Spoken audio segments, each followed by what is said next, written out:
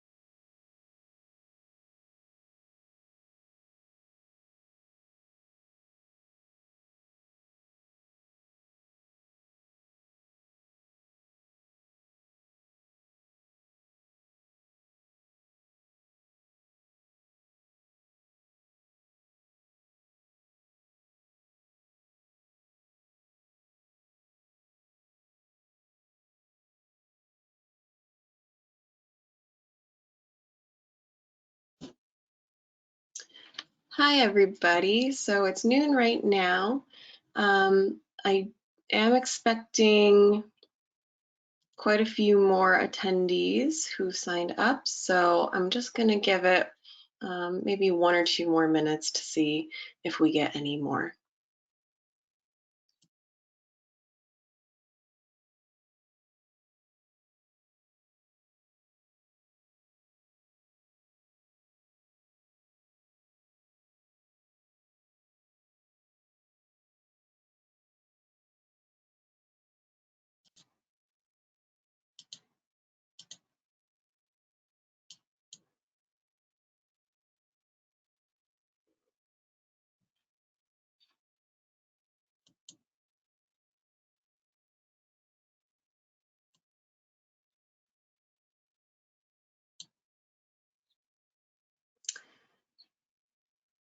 While we're waiting for a couple people to come into the webinar, I do just want to make sure that everyone can hear okay. So going to see if I can unmute everybody, and you can just let me know if you can hear me okay.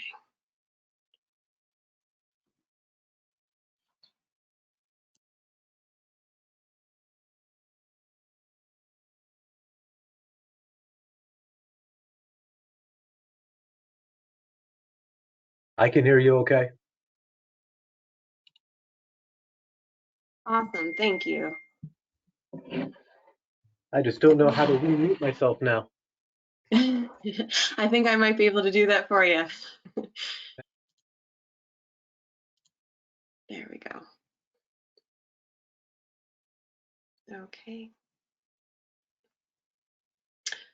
So I think I'll go ahead and get started, and hopefully more will come in as I go through my opening remarks. So first, I just want to say good afternoon, everyone, and welcome to today's webinar on women with epilepsy. My name is Erica Denicola-Shear, and I am the Director of Community Education and Advocacy Coordinator for the Epilepsy Foundation of Northeastern New York. My co-organizer and today's speaker is Dr. Marianna Spanaki of Albany Medical Center's Department of Neurology, who has also recently become a member of our professional advisory board. I will allow her to give you a summary of her professional background before she begins today's presentation. We hope that this will be the first of a series of webinars conducted by other members of our professional advisory board. So after today's program, please keep an eye out for information about future educational opportunities in our newsletter, mass email communications, and on our social media pages and website.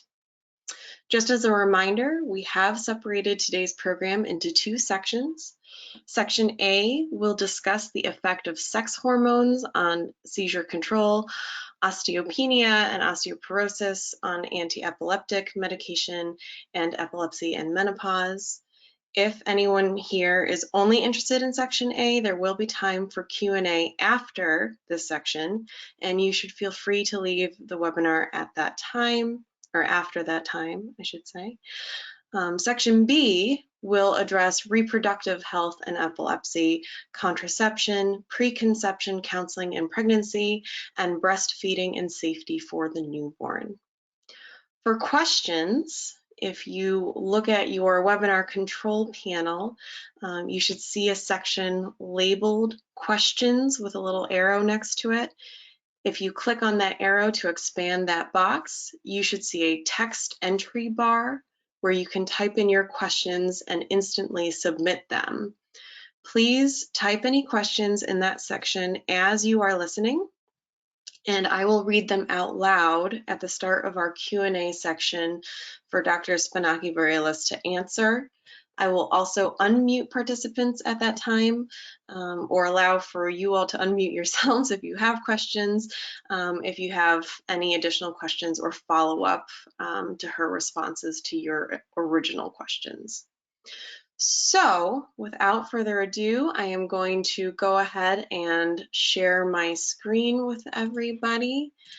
and turn it over to Dr. Spanaki Varelas. So just one moment, let me get my screen sharing up and going.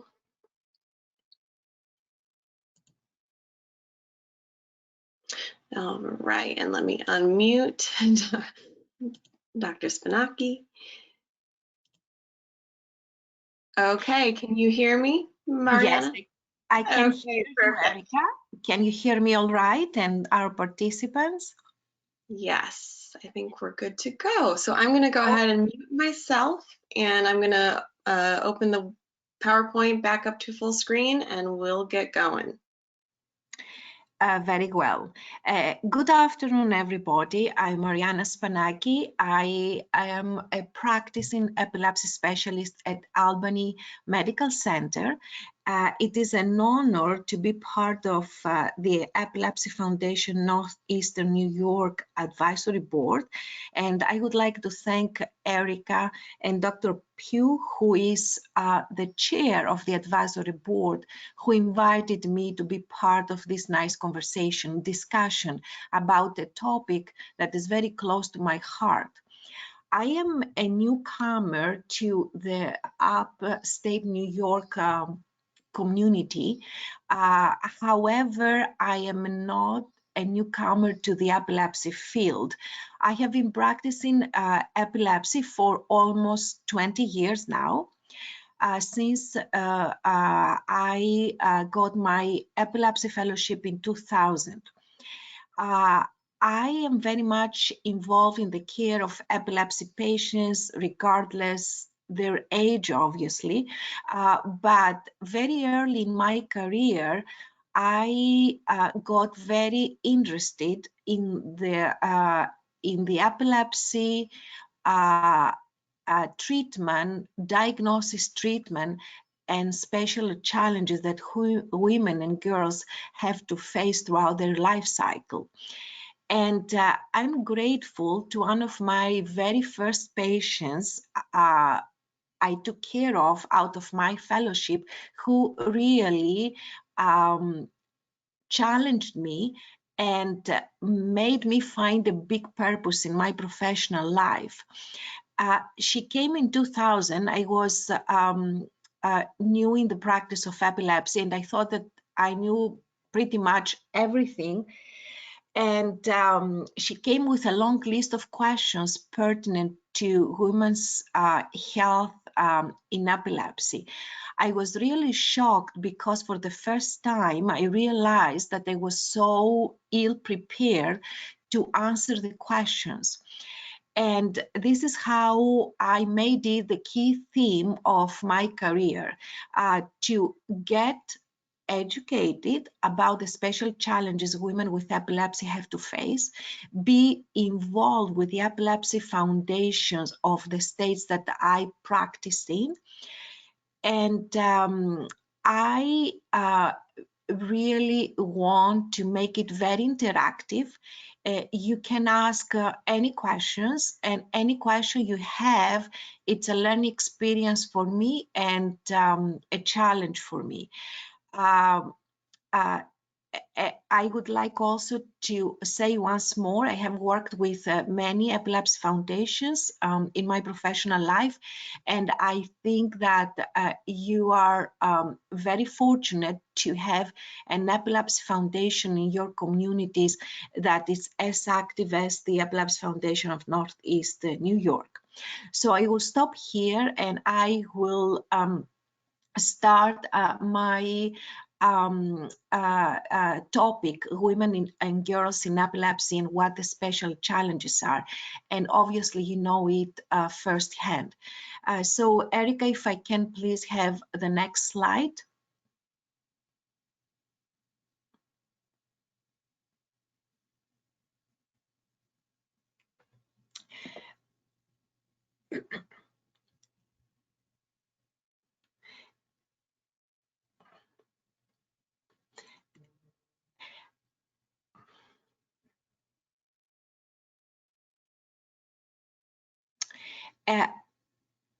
Erica, I think that you advanced the slides.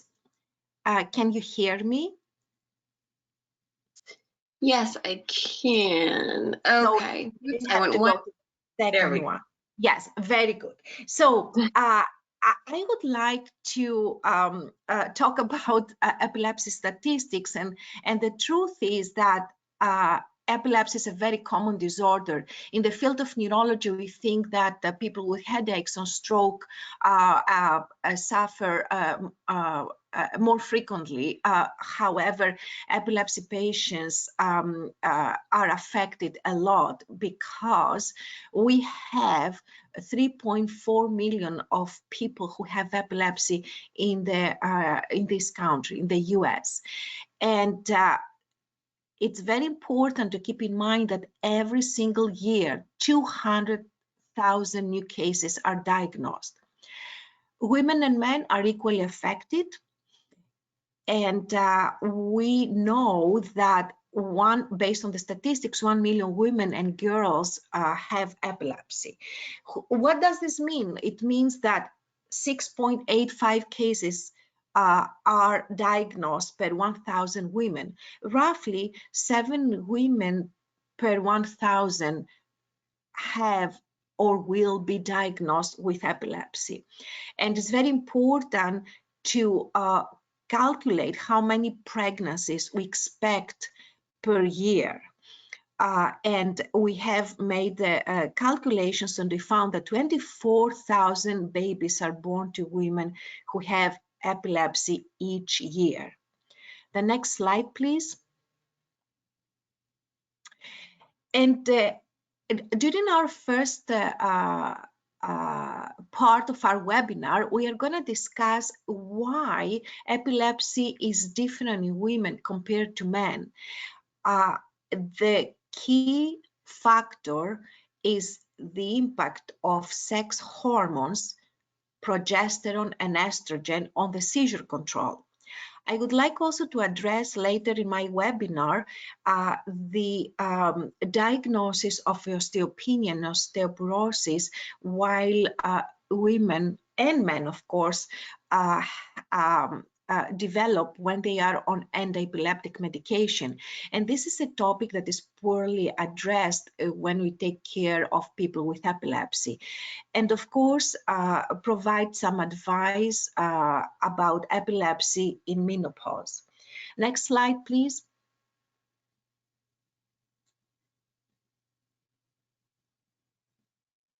Next slide, please. There is a term that is commonly used that it's catamenial epilepsy. Catamenial epilepsy refers to worsening of seizures throughout our menstrual cycle.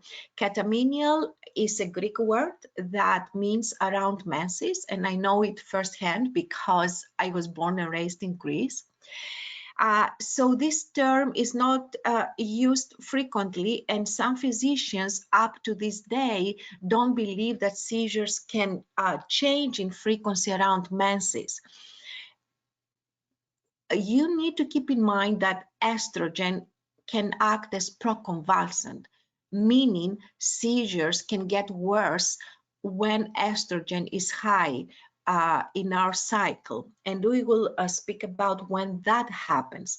Progesterone is what I call a good hormone. It is like an anticonvulsant, and it reduces the seizure likelihood. We discussed that catamenial epilepsy means worsening of seizures during particular types of our menstrual cycle when estrogen to progesterone ratio is increased. And when does this happen?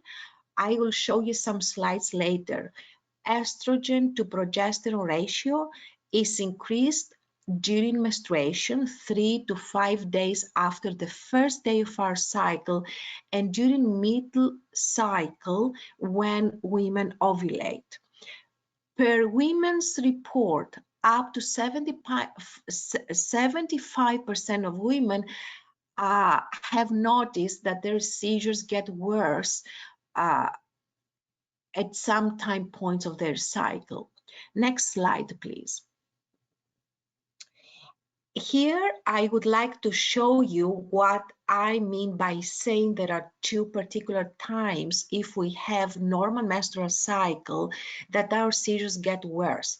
That happens around day 13, 14 of our cycle. And again, if we have a normal menstrual cycle, and day 28, which is the first day of our menstruation. And you notice that the red line represents estrogen, the blue line progesterone. And when we see high estrogen during ovulation, we are at risk of having more seizures. And when progesterone drops dramatically when we start our menstruation, seizures again can happen. And this is important information because something can be done around these periods of time that you are at risk of having more seizures. Next slide, please. However, there are some women who come to our offices and they say, you know what, I haven't noticed that my seizures get worse during a time point in my cycle. Well, these are the women who do not have a normal menstrual cycle, so estrogen and progesterone do not increase as expected or do not decrease as expected. Therefore, those women start having more seizures during a long period of time that can start from day 10 to 11 till the very first day of their menstruation. It's not for this particular group of women who have abnormal menstrual cycle, doesn't mean that estrogen and progesterone do not affect the seizure control. It means that you cannot really see well-defined time points. The next slide, please. And why is it important to define catamenial epilepsy? It is important, first of all, how we can define this, and second, why it's important to define catamenial epilepsy. In order to define this, we need to have log of our seizures, and obviously, when our mid-cycle happens and when we have the first day of our menstruation. If we present our log of seizures in relation to our menstrual cycle to our physicians, they can determine whether or not we have catamenial epilepsy. It has been reported in the literature that focal epilepsies are associated with catamenial epilepsy at greater rate than generalized epilepsies. And we have also observed, based on literature reports, that women who have the first seizures around their first day, the first time that they have their menses, those women tend to have catamenial epilepsy. Next slide, please. And as I mentioned, why I am focusing so much on catamenial epilepsy, because if we are able to identify this pattern that many women over the years have reported back to their physicians, we can do the following things. We can take the following actions. First, Diamox, which is a medication that was used in the past as antihypertensive medication to control blood pressure, high blood pressure, turns out to have some benefit in catamenial epilepsy. When it's used 500 milligrams 4 times a day, or 1,000 twice a day, starting 5 days before our first day of menstruation up to 5 days after menstruation, or daily throughout our cycle, may benefit seizure control. I need to highlight that it's not used as the only medication. It's used in combination with your regular anti-seizure medication, but it can be an added medication either throughout your cycle or during particular days of your cycle. Some women have reported benefit. We don't know exactly the mechanism of action, but we have tried this, and we haven't noticed major side effects except for we have increased urination. Another action plan could be progesterone. Remember, progesterone is the good hormone. It's anticonvulsant. Can we combine progesterone with the standard anti-seizure medication and get some benefit? We have tried this in clinical trials, and we had mixed results.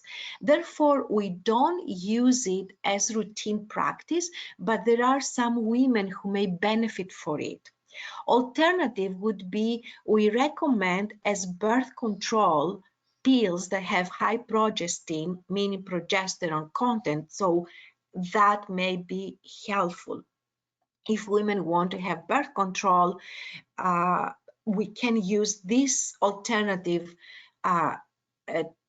instead of estrogen progesterone pill.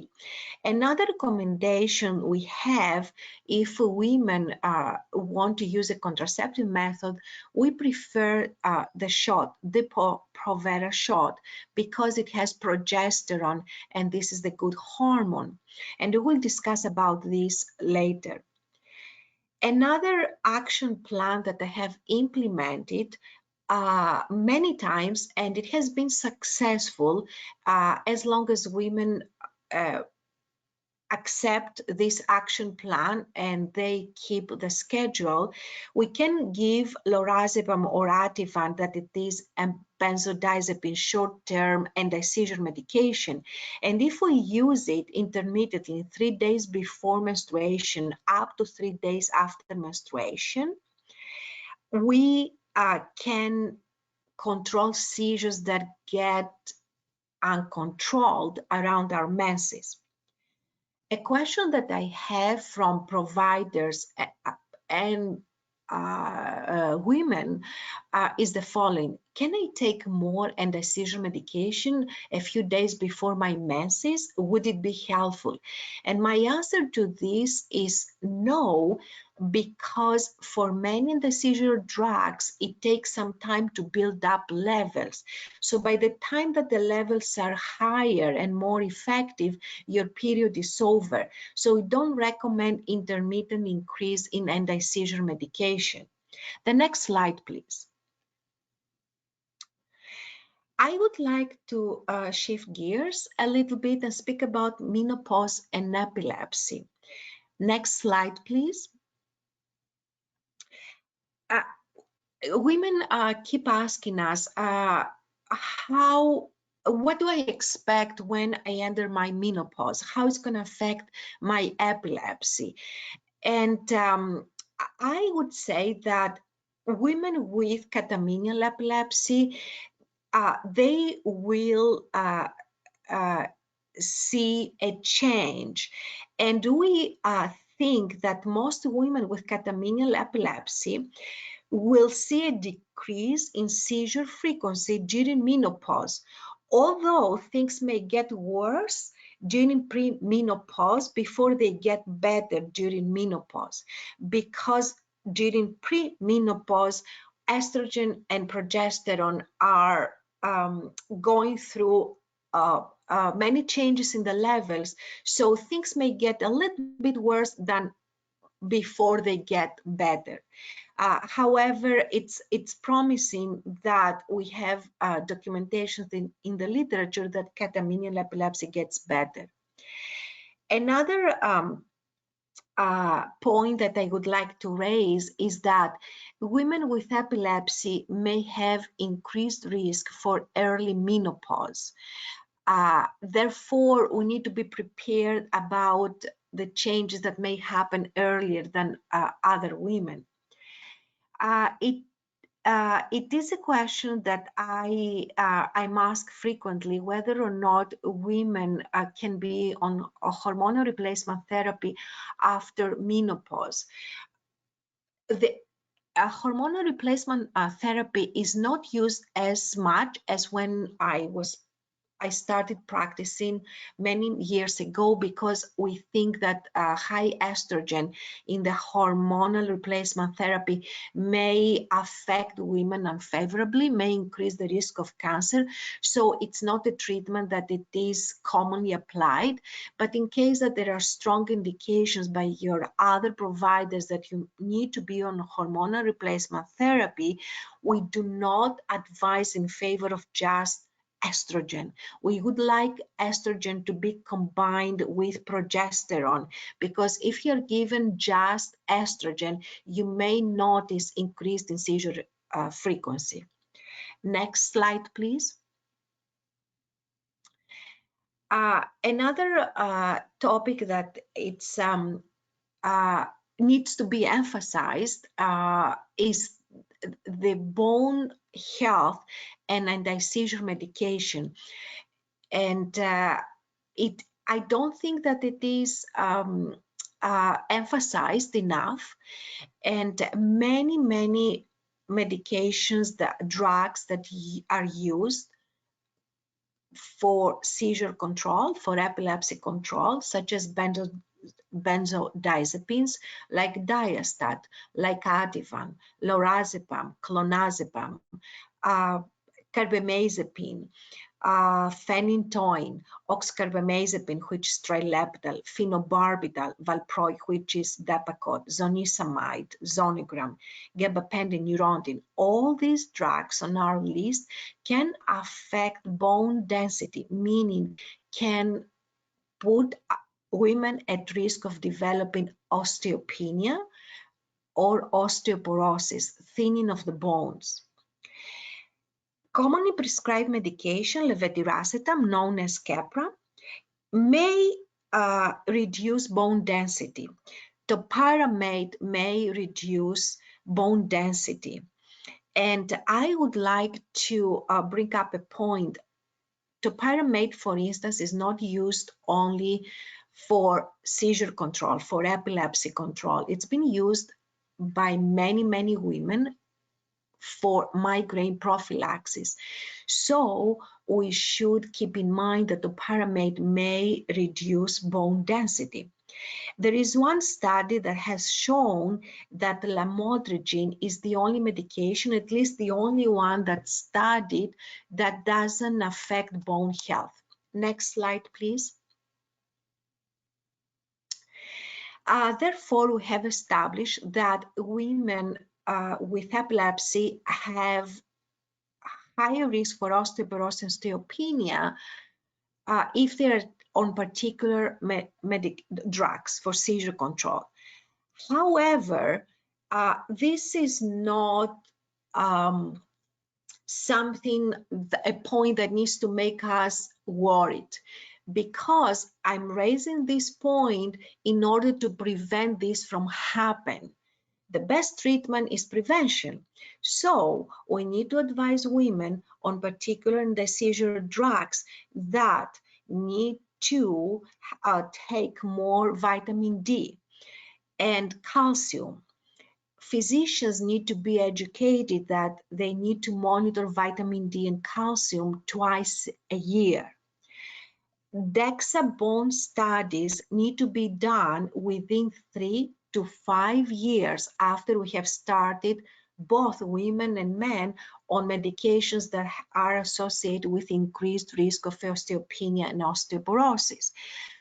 Years back, when I first ordered DEXA bone study, the health plans turned down the request because they said, what are you talking about? You have a 35-year-old healthy woman and you want on carbamazepine and you want a bone study? Because back then we didn't have the evidence. Right now, the health plans approve and authorize DEXA bone study at any age, as long as you document that you have been on the medications that are associated with high risk for osteopenia and osteoporosis. If the bone density study is normal, still women need to be taking 1200 milligrams a day or 600 milligrams a day of calcium combined with vitamin D, 400 international units per day. If we identify that the DEXA bone study shows first signs of osteopenia, we need to increase calcium up to 1800 a day or 600 milligrams three times a day, with vitamin D between 800 and 1200 international units a day. And when we have osteoporosis, then primary care physicians, neurologists need to refer women to endocrinologists. On top of this approach, we need to encourage exercise. Smoking is a risk factor for osteopenia and osteoporosis, regardless of the use of anti-seizure medication. We advise against alcohol use or excessive use. And again, exercise. It's very important. Next slide, please. At this point, I would like to pause and ask any questions that you may have up to this point. And please do not hesitate to ask questions because every question has important value for me and for you.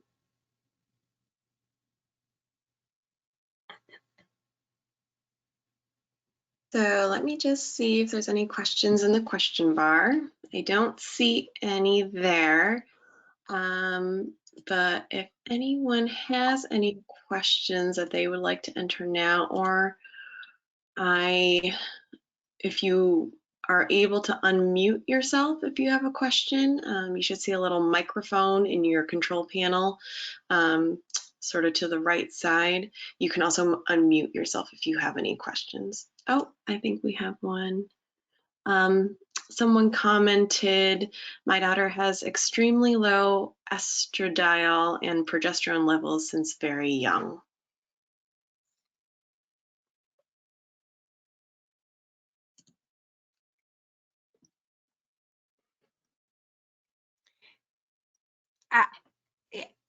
I don't know, is there a question or just a remark, and if this is related to epilepsy? There's no question with it, so it is a remark. Okay, let me comment on this. We don't know if epilepsy, there has been no studies that document that epilepsy can cause low estrogen and progesterone.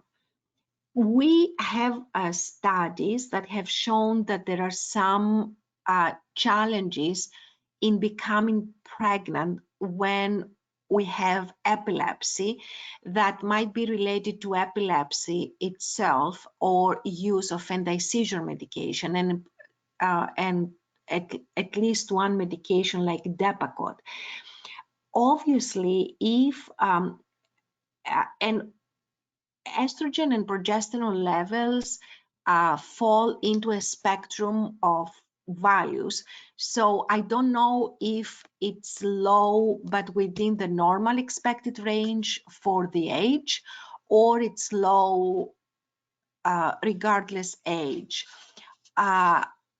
So in that case, I would ask an OBGYN to be involved because it may be related to reproductive issues and unrelated to epilepsy.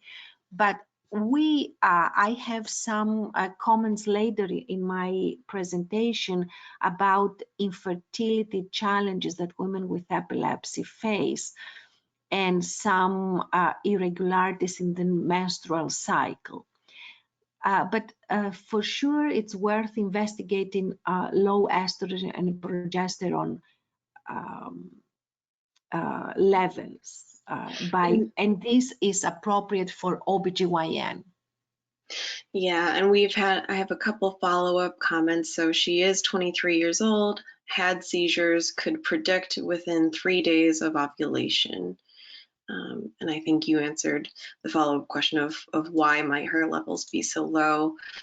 She also commented that she periodically experienced ovarian cysts, one Yes. about every 1.5 years. The last was a hemorrhagic one.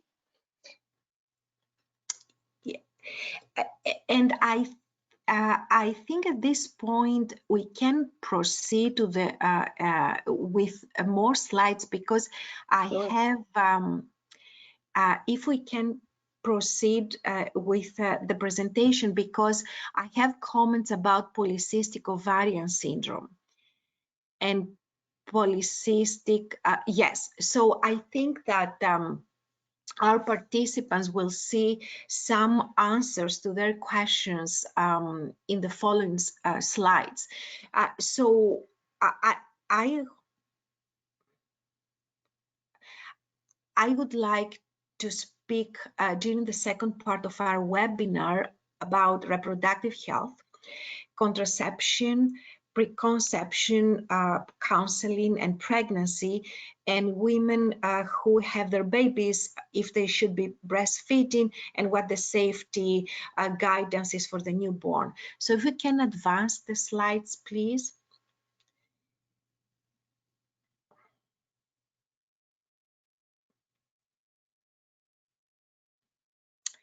And okay, so we believe that at least 1/3 of women with epilepsy have some menstrual irregularities compared to the general population.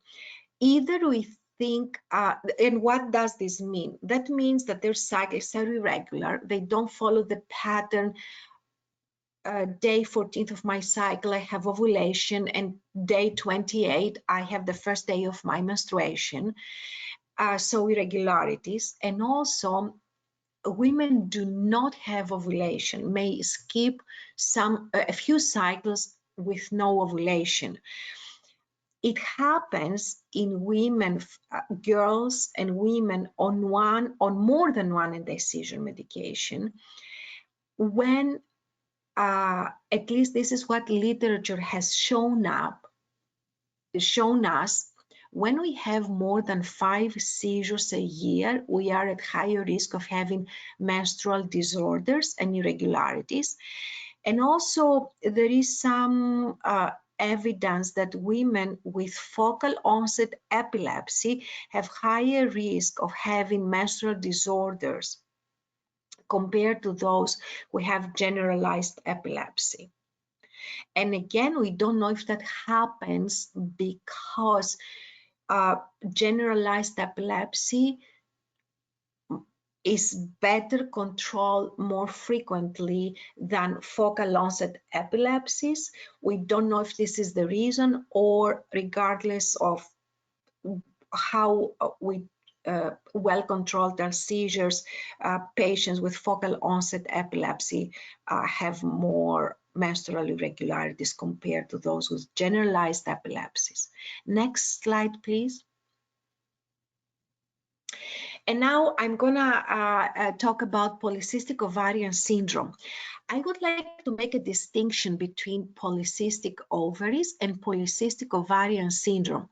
Many women have polycystic ovaries, which means we have cysts that are benign in our ovaries. And this doesn't necessarily mean that we have infertility or menstrual irregularities, and doesn't mean that we have any other issues.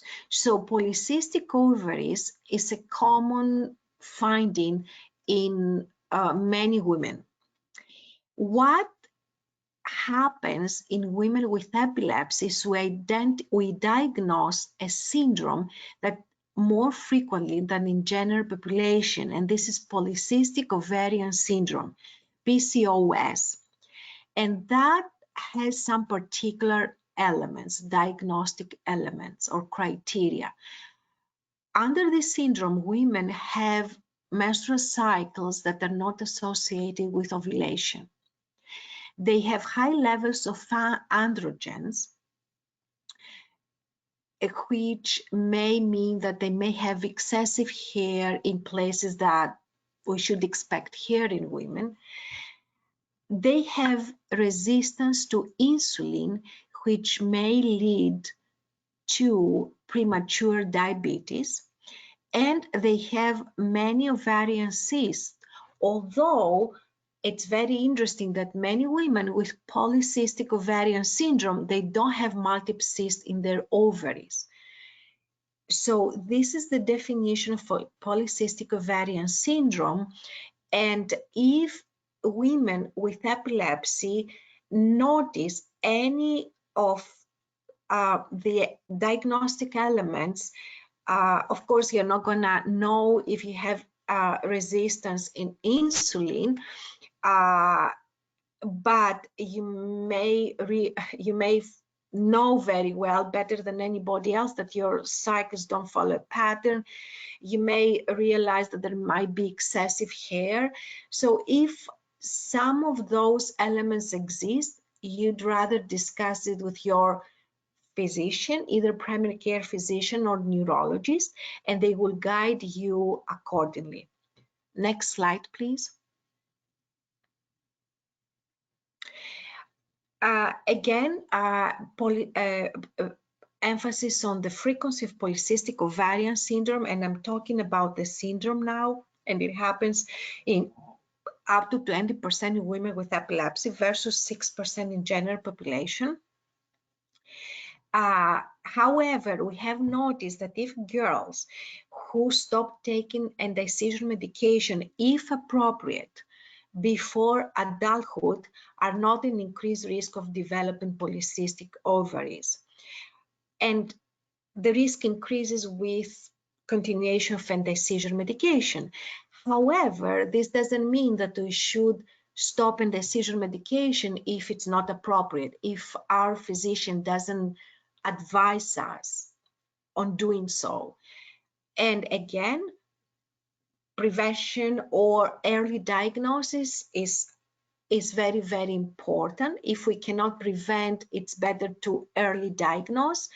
However, we have seen that there is one drug that if it's not used, we prevent the development of polycystic ovarian syndrome.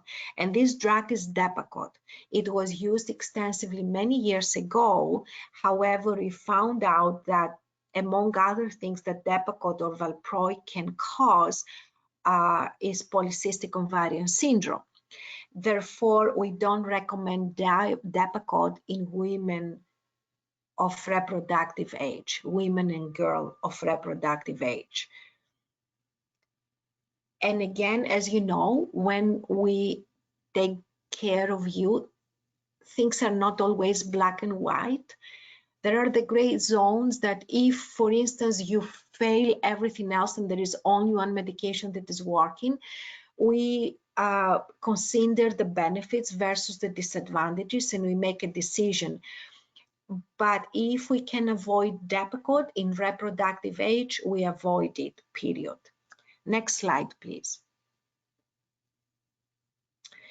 And because women are I want them, and they are active participants of their care, they need to be fully aware of the symptoms of menstrual and reproductive disorders.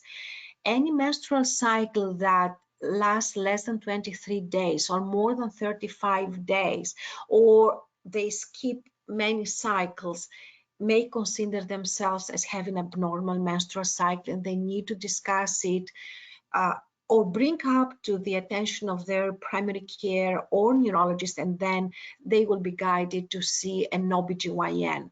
If there is mid-cycle bleeding, this is another symptom of menstrual irregularities and potential reproductive disorders. If they have excessive bleeding or painfully bleeding, if there is weight gain, as I mentioned, if they develop excessive body and facial hair, or on the other hand, they experience hair loss, these are also signs of potential reproductive disorders, but for sure menstrual disorders might be present. Acne is another sign that we need to look for. Of course, acne happens very frequently, so I don't want the girls to be panicking and say, oh, I have acne, I need to see an OBGYN. Infertility and miscarriage can happen more frequently in women with epilepsy. And the last point I have here that it's not addressed because either physicians don't feel very comfortable in bringing this up, or women don't want to discuss these issues. Women with epilepsy have reported a sexual desire decrease or arousal. I would say that this might be multifactorial, due to how we respond to the diagnosis of epilepsy. It might be due to the medication, might be to some comorbidities that exist with epilepsy, such as anxiety or depression. But please don't hesitate to bring this up, because physicians need to be educated that they don't really deal with the symptom, they deal with women as a whole, and other issues need to be discussed openly.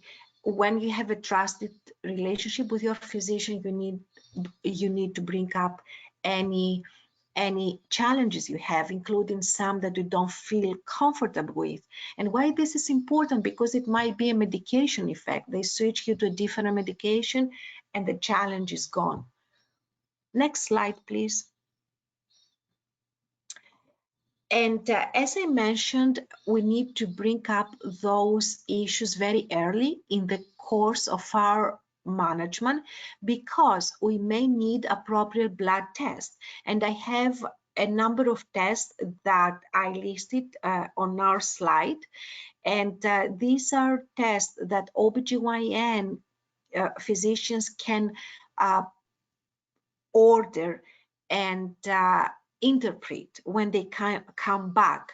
And if we have any doubts that something is happening, again, speak to your OBGYN, or if you don't have one, ask your neurologist to address the challenges and refer you to the appropriate provider. Next, please. Another topic that it's very, very important to discuss is the contraceptive pill. Many physicians don't consider the oral contraceptive pill as a medication. So we don't specifically ask, are you on any type of contraception? Do you take the oral contraceptive pill? And similarly, women don't think that the oral contraceptive pill is important to be discussed because they don't consider it as a drug, which is absolutely fine, but you're gonna see that the oral contraception pill, being a drug, can affect the anti-seizure medication. So I try to make a strong point here, take home message to both providers and women that the oral contraception pill needs to be discussed.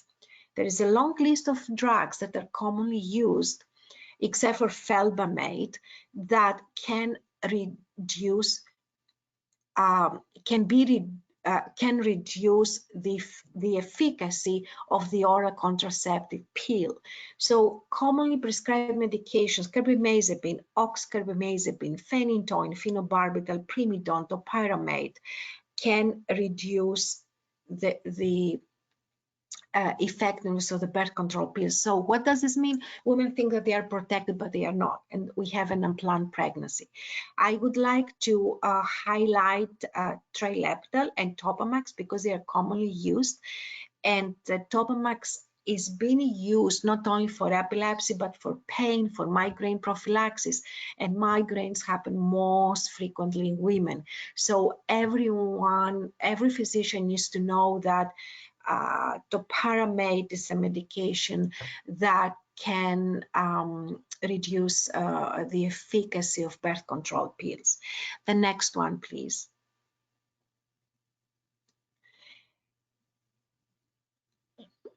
Women are asking us, is it safe to take the birth control pill?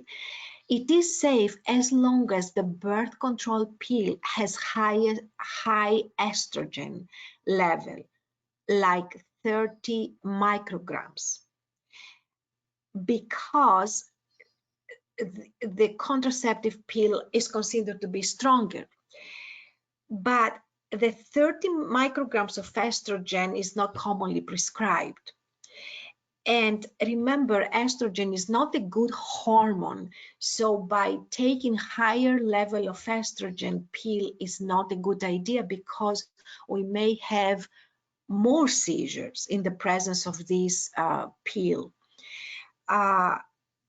So I would be very careful to recommend high estrogen pills. In addition, when we use high estrogen, we have higher risk of developing side effects on the pill, including clots in the legs.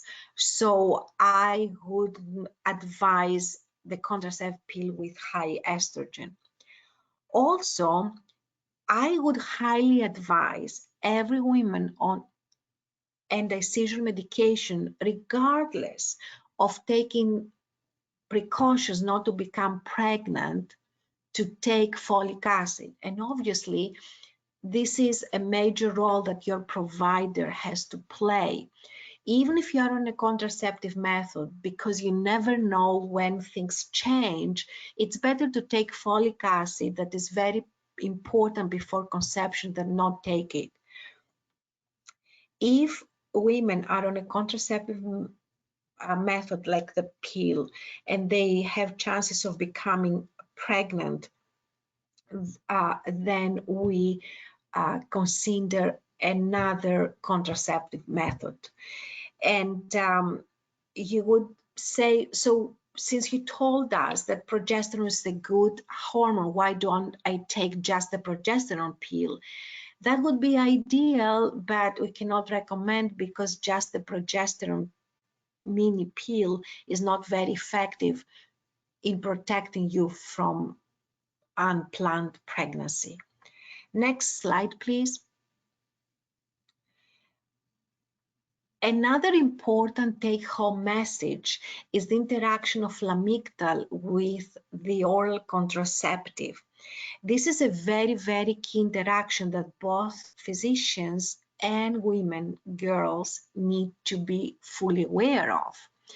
What happens is the oral contraceptive pill does not become ineffective, but what happens, it can reduce the level of lamictal up to 40%, which means if I am well controlled on lamotrigine or lamictal, which is a commonly prescribed medication in women of reproductive age, and I am very well controlled on my prescribed dose, and all of a sudden I decide to be on the contraceptive pill, and I don't advise my physician to increase lamictal, I may have seizures on the same dose of lamotrigine, because the pill can drop it up to 40%. In other words, if let's say I take 400 milligrams of lamotrigine a day and I start the pill, the new level might be 50% lower than before. So I may end up having breakthrough seizures. Therefore, the physician should increase by at least 40% or have levels as baseline. And if there are any changes, they can titrate up accordingly. Therefore, it's very important to keep both neurologists and OBGYN informed of any medication changes. Next slide, please. And I would like to mention that preferred contraceptive methods, in addition to the oral contraceptive pill that seems to have to introduce some challenges in both seizure control and efficacy in preventing pregnancies, are the different methods that you can advise and recommend, like the shot. If we recommend the depot shot, it seems that it's very effective with less than 1% failure rate. And my only recommendation when this is the way to go is that it needs to be given not every 3 months, but a little bit earlier, because it wears off sooner than in general population. And obviously you cannot use it as long-term method. Some women are asking us, can I use it as anticonvulsant? Obviously with anti-seizure medication. And my question is that you can try. Frankly, I have tried it in many women who have catamenial and epilepsy. I cannot say that it's a medication that can completely stop seizures if they continue having seizures, but we have realized some benefit because of the progesterone. The preferred method of contraception in women and girls with epilepsy on medication is IUDs. They may release progesterone, but not estrogen. There is no interaction with anti-seizure medications. However, it has been reported that there is some failure rate, but it has become a preferred contraceptive method. And we don't recommend barrier method because of the failure rate. Next slide, please. Next one. I would like to summarize pregnancy in epilepsy on this slide. 90% or more of women with epilepsy will have a normal pregnancy, delivery, and an absolutely normal, healthy baby. Although there might be some adverse outcomes that we can be prepared for. And we are talking a lot about congenital malformations and anti-seizure medications, but and the number may seem higher than in general population. We advise women that on anti-seizure medications, they may have 4 to 6% risk of having babies with some malformations, as opposed to general population 2 to 3%. But in real life, the significant malformations happen in lower rate, and there are medications that can be relatively safely used during pregnancy, and the birth defect rate is equivalent to the birth defect rate in general population. Next, please. So this is a list of birth defects that can happen in women who become pregnant and have babies. But as I said, this is the worst case scenario, and I don't want to sound over optimistic, but in real life and having seen so many women becoming pregnant, healthy, have healthy babies, I can reassure you that we don't see frequently those birth defects. However, in the past many years, we have implemented the good practice of giving folic acid at least 3 months before conception, even if women are using contraceptive methods. This is why we have improved dramatically birth defects outcomes. Next, please. Neural tube defects, this is the worst case scenario, and they're not that common, despite the fact that we overemphasize many times their presence, only because we want to send a strong message to both physicians and women that preconception folic acid is very important. And why it's important, because the neural tube closes around the 3rd and 4th week of gestation. And don't forget that by the time that women find out they are pregnant, it's already the 1st month or the 6th week of pregnancy. So in reality, every single woman who becomes pregnant should have been taking 3 months prior the folic acid, which is not a common practice if you're not on medication. Next, please. There are some other risk factors for neural tube defects, and physicians need to ask women, did you have a prior pregnancy with tube defects, with babies with tube defects, or do you have diabetes, some racial risks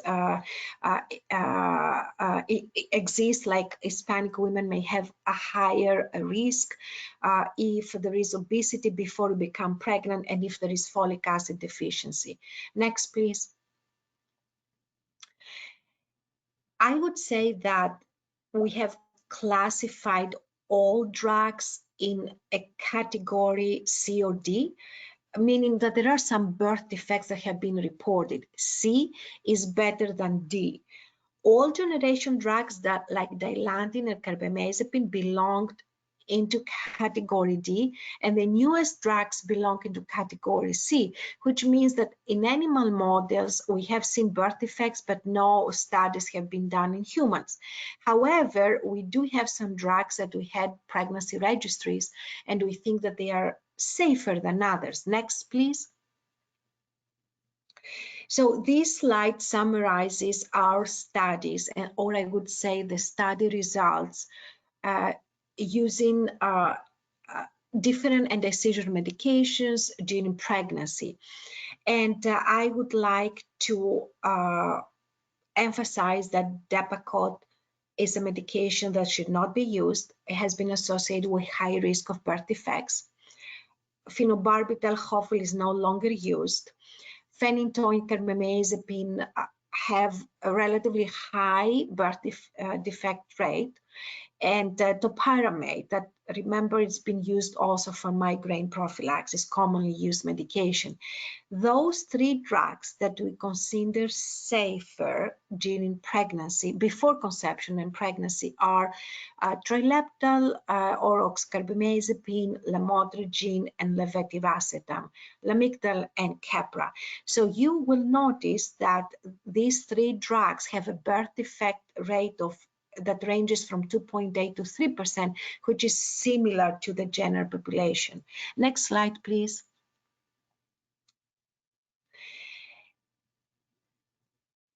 I cannot emphasize more that during pregnancy or even before conception, we should not stop anti-seizure medication unless the physician recommends so, unless we have concrete evidence that seizures will not recur. So you don't stop taking medication, and you need to have a long conversation with your physician in order for her or him make the determination. There are some criteria, such as if I have become seizure-free for 2 years, I have normal neurological exam, normal MRI of the brain, and no history of status epilepticus, meaning prolonged seizures, I can be off medication. However, remember, in medicine, nothing is black and white. There are some epileptic syndromes, like the juvenile myoclonic epilepsy, that meets all these criteria. Women on medication become seizure-free, normal exam, normal MRI, no prolonged seizures. However, if they stop taking the medication, seizures reoccur. Therefore, only your physician with you can make this determination. Next, please. Therefore, how we prevent birth defects? That's the good practice. Planned pregnancy. Talk with your physician. Make certain that your physician prescribes 1 to 4 milligrams per day of folic acid 3 months before conception. And this is, at this point, I would like to say, this is why it's so important to educate women. This is why it's so important to make them active participants of their health. Single anti-seizure medication is highly recommended. That's why your physician should consider whether or not you need 2 drugs or 1 drug might be effective and sufficient.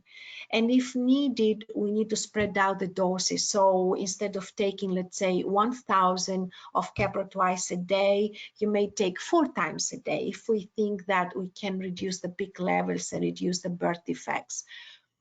There are many ways of dealing with the medication as long as we are prepared. Next, please. I don't want to focus on valproic anymore. It's a no-no medication for reproductive age for a number of reasons, including some cognitive side effects that we may see when children to women on Depakote are growing up. Next, please.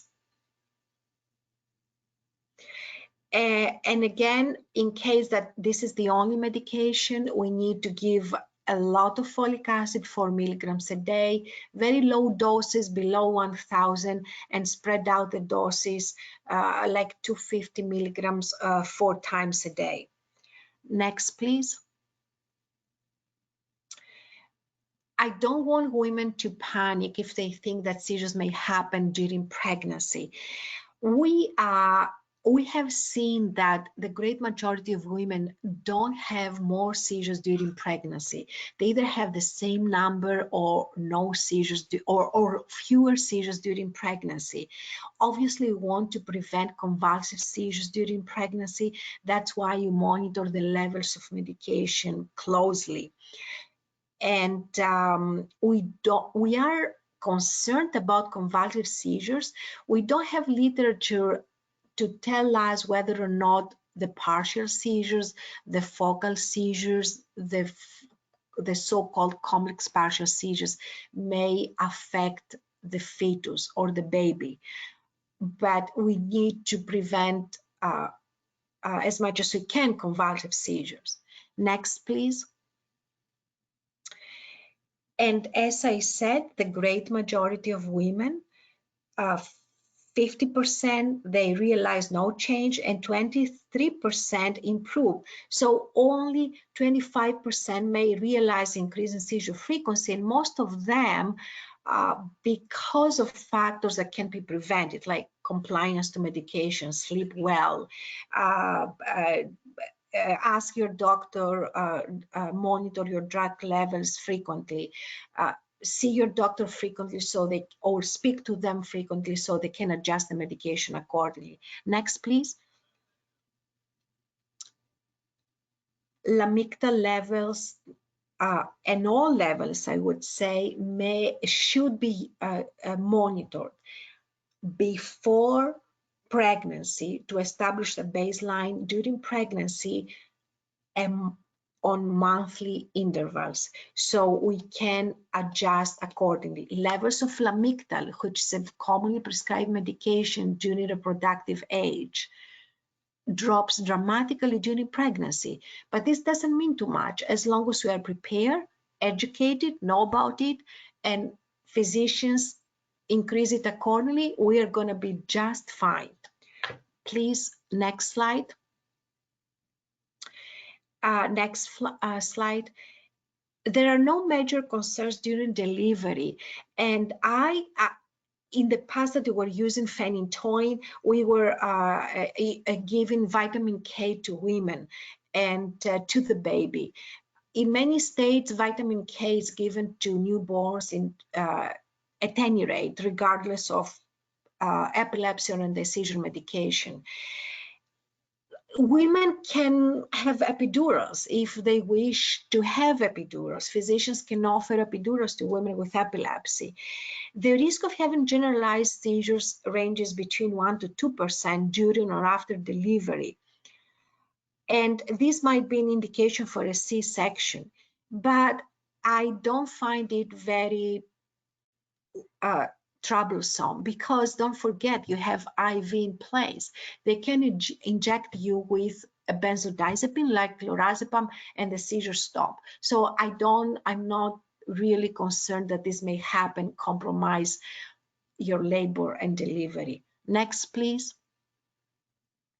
Breastfeeding. I will say one thing.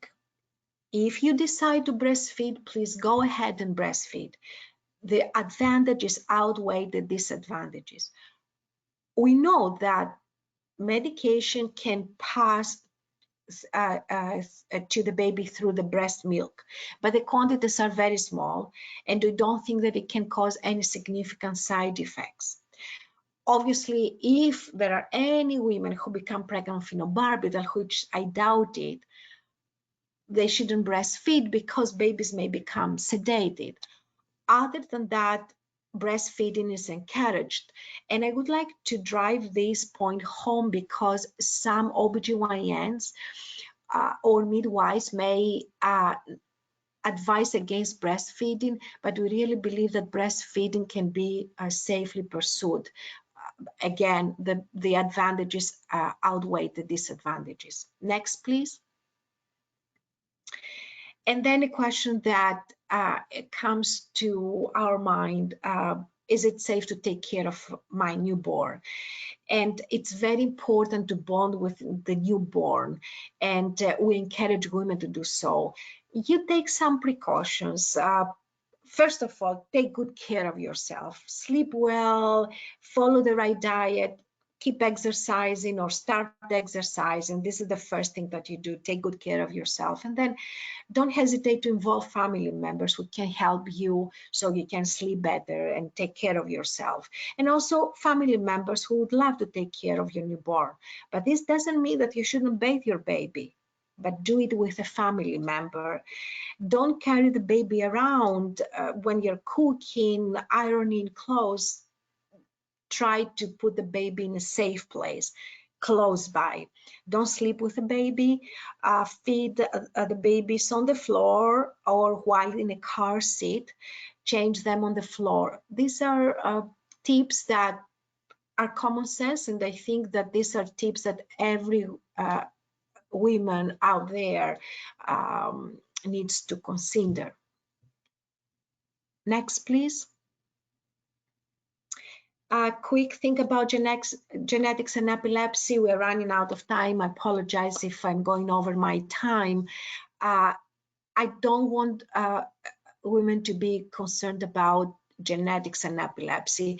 Yes, we have found that in some epileptic syndromes like childhood absence epilepsy, juvenile myoclonic epilepsy, and a type of focal epilepsy that is called autosomal dominant nocturnal frontal lobe epilepsy, we may have higher risk of having children with epilepsy, but I don't think that the numbers are so significant to prohibit women from becoming pregnant.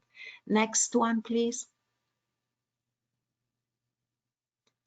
And I will conclude our webinar by saying that, yes, indeed, women with epilepsy have some unique considerations, and we need to respect this and bring those considerations up for discussion. Encourage them to bring up these special considerations for discussion. I would encourage every single woman with epilepsy to take charge of their own health and educate your physicians. As I said, our interaction is a learning experience. We learn from you, like I learned from my very first patient 20 years ago when I was completely unprepared. And that made me a better doctor. Always talk to your neurologist before making any changes in your medication or lifestyle. And please, please, please don't hesitate to ask questions. Thank you so much for being with us today. Thank you, everybody. And if there are more questions, since we are running over our time, I will reach out to everybody who was registered for this today and offer the recording. And if you do have any follow-up questions that you'd like me to pass on to Dr. Spanaki, I am happy to do that, and we'll get you an answer to those questions. But thank you very much, Dr. Spanaki, for that great presentation. And thank you, everybody, so much for joining us today. Thank you.